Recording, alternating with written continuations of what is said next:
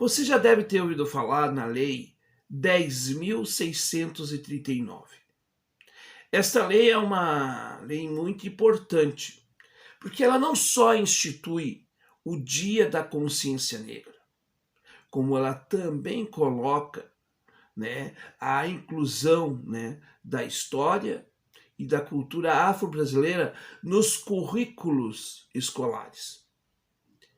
A grande questão desta lei, que realmente é uma lei que dá, vamos dizer assim, uma voz a uma parte da população brasileira costumeiramente silenciada, é que ela é muito bonita a lei, ela é um avanço significativo.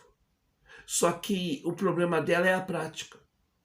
Porque a Lei 10.639, que depois foi alterada, porque daí fizeram um arranjo horroroso, a meu ver, e não que não merecesse, eu acho que mereceria ter uma lei específica também, que daí foi colocado também a questão dos indígenas nessa lei. E aí eu acho que aí se perdeu, porque na verdade deveria ter também a lei específica para os povos indígenas, assim como uma específica para os povos, negros que vieram para o Brasil. Por quê? O que acontece?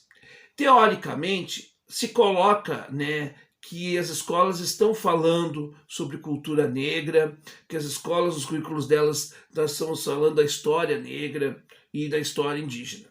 Só que isso é uma balela na prática. Todo mundo sabe, se você pegar um livro didático, ele é totalmente eurocêntrico. Ou seja, o que precisaríamos fazer era fazer uma revisão historiográfica e começar a trazer os temas relevantes das comunidades negras e indígenas para dentro do currículo, falando da história do Brasil numa perspectiva brasileira e não de uma perspectiva europeia ou até mesmo norte-americana. É este o problema. E é por isso, inclusive, que a Lei 10.639 ela é muito bonita, ela é importante, nós temos que comemorar essa lei, mas ela não foi implantada de fato, porque aquilo que ela se propõe, ela teve, uma alteração depois que acho que foi muito ruim, e ela acaba não sendo só uma data, se fala somente da cultura negra, somente no dia 20. Aí a escola vai lá, faz um evento do dia 20, faz uma feirinha lá, nós falamos sobre cultura negra. Ah, que legal! Ora, meus caros, falar da cultura negra tem que ser todos os dias. Nós temos uma história riquíssima, onde nós podemos falar sobre os negros ao natural, falar sobre Caó, falar sobre Abdias do Nascimento, Ruth de Souza. Nós temos figuras negras maravilhosas. A nossa querida Zezé Mota, que deu uma entrevista maravilhosa essa semana lá no Roda Viva. E nós temos gente tão importante no humor como o nosso saudoso Mussum. Olha quanta gente boa, e quanta história nós poderíamos trazer para os nossos currículos. Nós não fizemos isto porque nós fizemos uma coisa há muito, muito tempo e é difícil de desconstruir isto, que é nós demos as costas para nós mesmos, para o nosso próprio país. Tanto é que hoje, um dia depois do Dia da Bandeira, tem gente que se apropriou da bandeira e eles acham que eles só são os donos da bandeira e a gente acaba recriminando quem usa a bandeira do Brasil, por exemplo. Por quê? Porque acabamos vinculando bandeira do Brasil igual um segmento bovino da sociedade brasileira, que é diminuto, diga-se de passagem. O problema que nós vivemos hoje, o problema maior que nós vivemos hoje é o problema conceitual, o sentido que nós damos às coisas.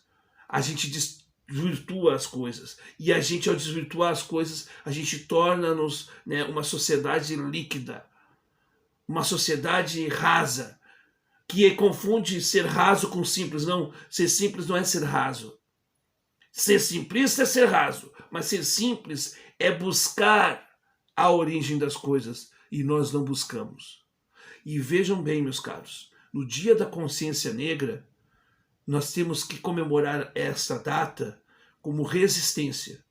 Infelizmente, hoje não temos muito o que comemorar as políticas públicas aos negros. Aliás, tem até um segmento aí que diz o seguinte, que adora tudo botar o nome de identitarismo. Então, quando a gente fala em que temos que fazer políticas públicas para os negros, aí vem lá o cara falar de cotas, sem ele nem saber, sem nem ele ter um estudo de um teórico qualquer sobre o assunto. E aí ele vai lá falar das cotas. Esses dias eu falei sobre pautas menores e tal, aí o cara vem falar de cotas. Eu pergunto, tá, qual é o teu referencial teórico sobre isso?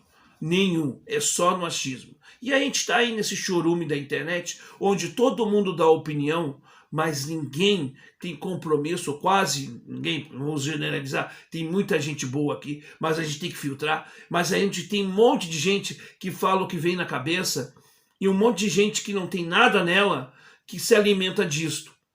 Esta é que é a situação. Quantos que falam sobre racismo sem ser negros? Peraí, meus caros.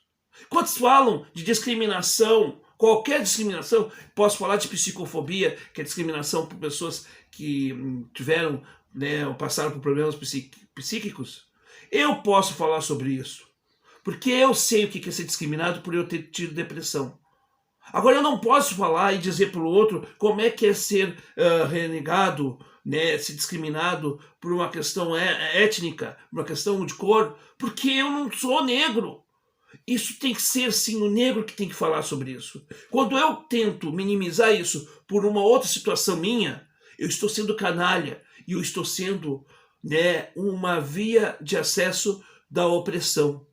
Inclusive de uma opressão à esquerda, porque também tem muita gente que se diz progressista neste país, mas o seu progressismo vai até a página 2, porque é tão raso, tão assim, tão só de aparência, que a gente desconstrói assim, ó, no sopro.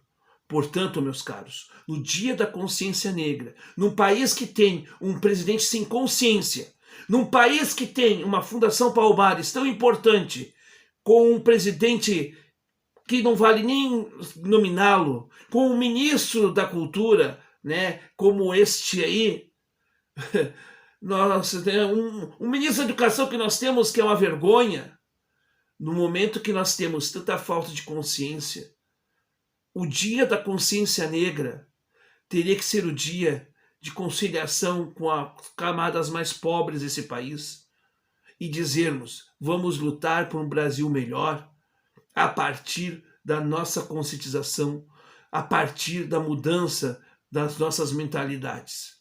Enquanto a gente justificar algumas coisas com discursinhos vazios, continuaremos sendo um país que sua bandeira é manchada, pisada e rasgada, porque quando acontece isso, é sinônimo de que não temos consciência. Viva a consciência negra brasileira, viva o povo oprimido brasileiro, viva o Brasil de verdade, e não este Brasil maquiado de alguns livros didáticos ou até mesmo de algumas narrativas políticas que estão longe da realidade.